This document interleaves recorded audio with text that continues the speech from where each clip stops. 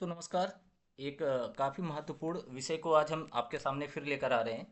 यहाँ पर हम बात करने वाले हैं कि यूपीएससी की जो परीक्षा है उसमें देखेंगे कि जो हिंदी मीडियम के छात्र हैं उनका लगातार जो सिलेक्शन है, या कह सकते हो हर वर्ष जो पास करने वाले विद्यार्थियों की संख्या है वो कम होती जा रही है या बहुत कम होती है। ये विषय आज का नहीं है, बहुत पुराना विषय है और मुझे पता है कि इस पे बहुत सारा अध्ययन हो चुका है, बहुत सारे निष्कर्ष हैं। लेकिन हिंदी मीडियम के बच्चों को इससे क्या सीखने को मिलेगा ये मैं शुरू में बता दे रहा हूँ। इस वीडियो को बनाने का ऑब्जेक्टिव यही है कि हमें इस सच्चाई को समझकर रखना है कि रिजल्ट नहीं अगर आ रहा है तो किन कारणों से नहीं आता है।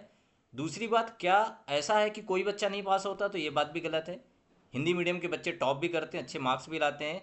तो कुछ बातों का अगर आप हिंदी मीडियम से जुड़े हैं तो आप शुरुआत से ही ध्यान रखिए, जिससे कि आपकी समस्याएं जो हैं वो कम हो सकें। और दूसरी बात है कि आपको उन चैलेंजेस को भी पकड़ के रखना है जो कि आप जब रीजनल लैंग्वेजेस पे अपनी तैयारी कर रहे हो, जैसे मैं हिंदी की बात कर रहा हूँ, तो वो आपके सामने अपनी तैयारी पे आती हैं। तो उन बातों को अगर हम यहाँ पर थोड़ा सा ध्यान देते हुए सॉल्व करेंगे तो हम ज़रूर कुछ ना कुछ समस्या का समाधान आपके सामने लेकर आ सकते हैं। ठीक है, तो यहाँ पर कुछ चेहरे हैं जो फेमस चेहरे इसलिए मैंने लगाया है ताकि आप इस बात को समझो कि हिंदी मीडियम में ऐसा नहीं है कि कोई बच्चा अच्छे मार्क्स नहीं ला सकता, ये अटेम्प्ट उसका बेकार हो जाएगा हमेशा। जैसे रवि कुमार सिहाग साहब हैं, ये राजस्थान के रहने वाले हैं, 18वीं रैंक थी इनकी। और निशांत कुमार जैन है 2014 पे, जिनकी 13वीं रैंक थी। ये टॉपर्स हैं। जनरली इतनी अच्छी रैंक यूपीएससी में हिंदी मीडियम के बच्चों को नहीं मिली, इसलिए मैं बता रहा हूँ कि ऐसा नहीं है कि आप कुछ प्रेरणा नहीं पा सकते हो या आप इनसे नहीं सीख सकते हो कि हिंदी मीडियम में भी आप अच्छे अंक ला सकते हो। चलिए, ये बात अलग है, कुछ डेटा हमारे सामने है। उसका कारण क्या है, तो एक सबसे बड़ा कारण माना जा रहा है कि 2013 के जो पैटर्न को देखा जाए तो उससे इस चीज़ पे बहुत फ़र्क पड़ा है, खासकर हिंदी मीडियम के बच्चों का।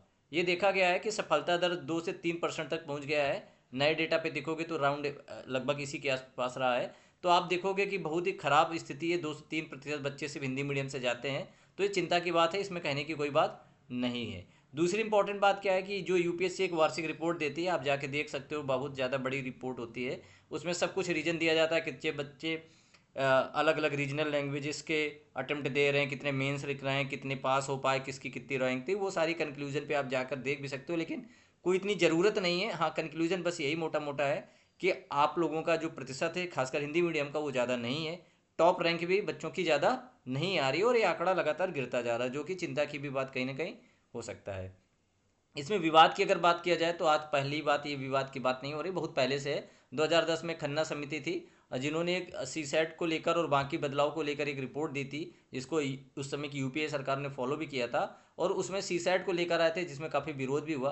बाद में नरेंद्र मोदी जी की जब सरकार बनी तो इन्होंने एक बासवान समिति बनाई थी। और रिपोर्ट आने के बाद 2015 में इसमें यह बदलाव किया गया कि इसको क्वालिफाइंग कर दिया गया। हम सबको पता है कि सी सेट अब क्वालिफाइंग होता है। बाकी आपको पता है कि प्रीलिम्स में 200 में सिर्फ 66 अंक लाने होते हैं। लेकिन इसके बाद भी आप देखोगे कि बहुत सारे बच्चे इस तरह की मांग कर रहे हैं कि भाई कहीं ना कहीं हमें इसको पूरी तरह से हटा दिया जाना चाहिए। यानी कि 2013 के बाद ये मांग अभी खत्म नहीं हुई है कि सी सेट को यूपीएससी में होना चाहिए। अब सोचने वाली बात है कि सी सेट का होना ना होना वो बड़ा डिस्कशन का पार्ट हो सकता है, जिस पे हम अभी नहीं जाएंगे, क्योंकि वो एक अलग तरीके की समस्या है। और वो कई बार आपकी सब्जेक्टिव अप्रोच भी होती है, यूपीएससी का कुछ अपना मानना है। तो फिलहाल उस पर भी रहने देते हैं। लेकिन इसको देखा गया है कि कुछ बदलाव ये किए गए कि जीएस के पेपर में भी आपने देखा होगा कि ऑप्शनल 2 थे, अब एक ऑप्शनल कर दिया गया, साथ ही साथ जीएस के 4 पेपर कर दिए गए। तो इस तरह से भी कुछ बदलाव किए गए। अब देखो, सी सेट को लेकर अब यहाँ पर जो बात हो रही है, फिलहाल तो दो बातें कही जाती है। एक तो जब आप हिंदी से इंग्लिश से हिंदी ट्रांसलेट करते हैं, खासकर कॉम्प्रिहेंशन में, तो वहाँ पर देखा गया है कि वो जो भाषा है वो बड़ी जटिल हो जाती है, क्योंकि मशीन लैंग्वेज का यूज करते हैं, जिससे कि वो अजीब सी बातें आ जाती हैं और वो बातें आपको समझने में बड़ी दिक्कत है। अंग्रेजी समझ में नहीं आ रही, हिंदी में ट्रांसलेशन अजीब सा है। तो बच्चा जो हिंदी मीडियम का है वो उसको कैसे सही से पढ़े। तो सबसे पहले जो कॉम्प्रिहेंशन में नंबर ला के वो क्वालिफाई कर सकता था, वहाँ रुक जाता है। दूसरा क्या होता है कि बैकग्राउंड बहुत मैटर करता है। देखो, जो सिविल सर्विस की तैयारी करते हैं उसमें रूरल बैकग्राउंड के बच्चे बहुत होते हैं, हम सबको इस बात को एकदम स्पष्ट है। रूरल बैकग्राउंड के बच्चों की इंग्लिश अच्छी नहीं होती, पहली चीज़। दूसरा, उनका जो सी सैट वाला पार्ट है, जैसे मैथमेटिक्स एंड रीजनिंग वाला पार्ट, वो भी कहीं ना कहीं कह सकते हो कई बार उतना अच्छा नहीं हो पाता, क्योंकि बैकग्राउंड ही कुछ ऐसा है कि उनको इस तरह की एनालिटिकल जो अप्रोच होनी चाहिए इस तरह के सब्जेक्ट को कवर करने के लिए, उनको ना बचपन में उस तरह की तैयारी कराई गई, और जिस तरह की उन्होंने शिक्षा प्रणाली में अपनी पढ़ाई चालू रखी है वो भी दोषपूर्ण है। आप सबको पता है कि भारतीय शिक्षा प्रणाली अभी तक जो नई शिक्षा नीति के पहले वाली वो बड़ी दोषपूर्ण थी। वहाँ पर आपको तथ्यों को याद करने पे ज़्यादा फोकस किया जाता था रेदर देन कि उसकी अंडरस्टैंडिंग पे आपके काम किया जाता था। अब जिन्होंने तैयारी करने से पहले अपनी उस तरह की एजुकेशन पाई और रूरल बैकग्राउंड में जहाँ पे स्कूल भी किस स्थिति में रन होते हैं आप सबको पता है, तो अब उन बच्चों को अचानक रातों रात ये एप्टीट्यूड क्रिएट कर देना और इस तरह की उनके पास समझ लेके आ जाना, this is not a easy task. इसके लिए बहुत ज़्यादा काम करने की ज़रूरत है। ठीक है, तो इस बात को लेकर भी हम ये बात को यहाँ पर सामने लाते हैं। तो सी सेट भी अपने आप में एक चैलेंज है बच्चों के लिए। अब ज़्यादातर बच्चों का जब इंटरव्यू लिया गया उसमें जैसे एक देख सकते हो, एक आईआईटीएन होने के बाद भी ये बता रहे हैं कि सी सेट का पेपर इनको इतना कठिन लगा था कि नहीं कह सकते कि पूरी तरह सी सेट क्वालिफाई कर सकते हैं, जो आईआईटी जैसा एग्जाम देने के बाद एक ग्रेजुएट बोल रहा है। और खासकर जब 2023 का आप देखोगे सी सेट का पेपर 2024 का, तो बहुत ज़्यादा डिफिकल्ट लेवल पे पेपर ये आता है। 23 के बाद से तो बहुत डिफिकल्ट हो रहा है पेपर।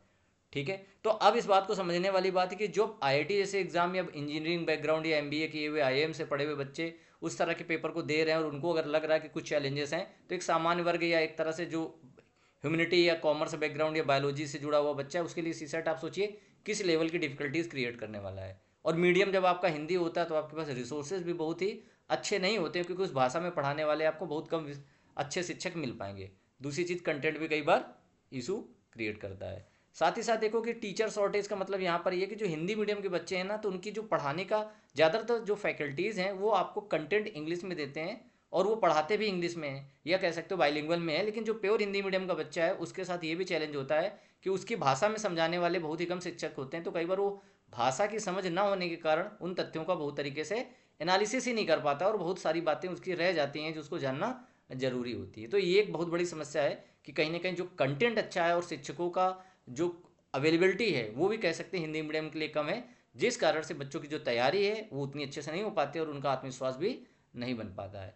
और सीमित संसाधनों की अगर हम बात करें तो आप सबको पता है कि जब आपका बैकग्राउंड अच्छा नहीं है तो आप आर्थिक रूप से समस्याओं से घिरे हुए हैं, साथ ही साथ आप सामाजिक रूप से भी बहुत सारी चैलेंजेस से निकल रहे होते हैं। आपके पेरेंट्स का सपोर्ट उतना नहीं हो पाता है, कई बार आपके ऊपर फैमिली प्रेशर होता है, सोसाइटी का प्रेशर होता है, भाषा की भी समस्या है। तो आप समझिए उस बच्चे की मानवता को समझिए जो सब कुछ दांव पे लगाकर यूपीएससी की तैयारी कर रहा है। और ये ज़्यादातर रीजनल लैंग्वेजेस के बच्चे होते हैं, जैसे मैं हिंदी मीडियम की बिल्ड की बात कर रहा हूँ, तो हिंदी मीडियम के बच्चों के साथ भी ये समस्याएं उसी तरह से काम कर रही होती हैं। तो इन सारी चीज़ों का समाधान क्या है, क्या इन सारी चीज़ों को ऐसे छोड़ दिया जाए? तो मैं हिंदी मीडियम के बच्चों के लिए कुछ बातें कहना चाहूँगा कि बच्चों आप बस एक चीज़ को ध्यान से समझो कि ऐसा नहीं सिलेक्शन नहीं होता। हम समझ सकते हैं कि उस चैलेंजेस से आप गुजर रहे होते हो।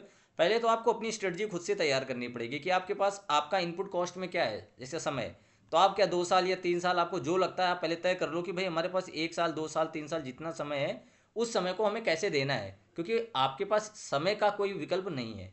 दूसरा, फिर आप देख लो आपकी आर्थिक स्थिति क्या है, क्या आपके पास सच में उतना पैसा है, क्योंकि देखो रिसोर्सेज तो चाहिए होंगे। आपको अच्छा कंटेंट चाहिए, अच्छे मेंटोर चाहिए, अच्छा आपको आपकी आंसर राइटिंग चेक करने वाले फैकल्टीज चाहिए, आपको प्रीलिम्स में हेल्प करने वाले चाहिए, आपकी पर्सनालिटी में अगर काम है तो चाहिए। तो आपको अपने अवेलेबल रिसोर्सेज से, खासकर इकोनॉमिक रूप से आप चीज़ों को देख लो कि कहाँ पे आपको ऑनलाइन जाना है, ऑफलाइन कोचिंग करनी है, मेंटोरशिप में जाना है। आप अपने हिसाब से चीज़ों को एक बार सेट कर लो ताकि आपको इस जगह पे कमी ना हो, आपको कम ये क्लियरिटी तो हो कि ये चीज़ हमको यहाँ से ऐसे मिलनी है।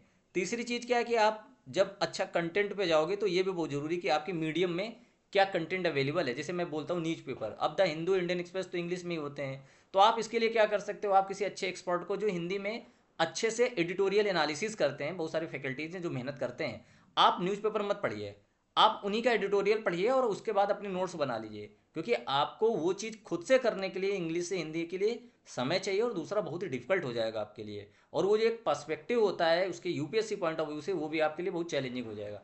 क्योंकि जब भाषा की समझ नहीं होगी तो आप चीज़ों में ज़्यादा समय दोगे, ज़्यादा एनर्जी लगाओगे, लेकिन जो आउटपुट आएगा वो उतना अच्छा नहीं आएगा। तो आप एक टीचर को फॉलो करिए और एंड तक उसी को फॉलो करते रहिए जिसकी बात आपको समझ में आती है। चौथी चीज़ क्या है? चौथी चीज़ ये है कि आप अपना आत्मविश्वास बना के रखिए। देखिए, मोटिवेशन एक ऐसी चीज़ होती है जो हमेशा नहीं होती है। डिसिप्लिन एक ऐसी चीज़ होती है जो आपके साथ हमेशा रहेगी, चाहे आप अच्छी स्थिति में हो चाहे बुरी स्थिति में। तो आप अपने को मोटिवेशन से मत आगे बढ़ाइए, आप अपने को डिसिप्लिन से आगे बढ़ाइए। मोटिवेशन आज है कल नहीं होगा, बट डिसिप्लिन में अगर आपने तय कर लिया है तो आपको वो मानना है कि वो चाहे वो नीरस बात हो लेकिन आपको फॉलो करना है। यानी आपको इतने घंटे पढ़ना है तो जो भी कंडीशन हो जाए आपको पढ़ना है। उसमें आप अपना मोटिवेशन ढूंढ लेते हैं तो बहुत अच्छी बात है, नहीं ढूंढ पाते हैं तो उस चक्कर में कि मोटिवेशन आएगा तब तैयारी करेंगे, that is not a big deal. इस पर आप नहीं जाइए, यूपीएससी इस तरह से एस्पिरेंट से एक्सपेक्टेशन नहीं करता। और सबसे लास्ट में जो बात कहूँगा कि आप इस बात को दिमाग से निकाल दीजिए कि आप में कोई कमी है। मैं बार बार कह रहा हूँ कि यूपीएससी की कोई ऐसी डिमांड नहीं है कि मीडियम ये होना चाहिए, आपकी भाषा ये होनी चाहिए। यूपीएससी की सिंपल डिमांड है कि ये हमारा सिलेबस है, अच्छे से आपको चीज़ें समझ में आनी चाहिए, हम किस तरह के पेपर आपसे पूछते हैं उसकी आपके पास समझ होनी चाहिए। अब ये रिसोर्स कहाँ से लेके आते हो, कोचिंग से, बुक से, किसी से पूछ कर, यूपीएससी को कोई लेना देना नहीं। तो आपको अगर पता है कि हमें चाहिए क्या, बस आपको रास्ते ढूंढने हैं वहाँ तक पहुँचने के लिए, तो आपको रास्ते मिल जाएंगे, क्योंकि बहुत सारे अच्छे टीचर हैं यहाँ पर। आप उनसे जुड़ सकते हो, अपनी बातें कर सकते हो, अपने आप को गाइड कर सकते हो, और आप अपने आप को सिलेक्ट भी करा सकते हो। तो कई बार ये जो अति मतलब जो आत्मविश्वास की कमी होती है, ये भी कई बार हमारे लिए बहुत बड़ी चैलेंजेस की तरह काम करती है। तो आप इस जो आत्मविश्वास में निगेटिव बातें हैं जो आपको कमज़ोर करते हैं, उनको बाहर निकालिए। ऐसा नहीं है कि आपके पास चीज़ें नहीं अवेलेबल हो सकती, आपको थोड़ा धैर्य से, समझदारी से देखने की ज़रूरत है। होपफुली मैंने प्रयास किया है, आपको कुछ बातों को कंसर्न है जो मुझे लगे शेयर करने के लिए। मैं बाकी भी वीडियोज़ लाता रहूँगा, इस समस्या को कैसे दूर किया जा सकता है आपके साथ मिलकर ट्राई करूँगा, कि शायद कुछ मेरे कहने से या मेरे समझाने से या मेरे द्वारा बताने से कुछ आपकी समस्याओं में आपको हेल्प हो पाए। तो it will be the good for me, मेरे लिए अच्छा भी होगा और मुझे अच्छा भी लगेगा कि सच में कोई आपकी चैलेंजेस को हम दूर कर पा रहे हैं। तो चलिए, बाकी फिर किसी और वीडियो पे आपसे ज़रूर डिस्कस करेंगे। आज बस इतना ही रखते हैं आप सबके साथ। धन्यवाद।